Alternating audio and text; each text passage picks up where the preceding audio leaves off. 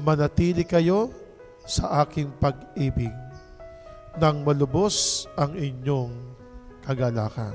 Ang kagalakan o ang kasiyahan na iniaalok sa atin ng ating Panginoong Hesukristo ay yung mga buhay natin sa piling ng ating Amang nasa langit. Ang tayo ay magkaroon ng lugar doon sa langit.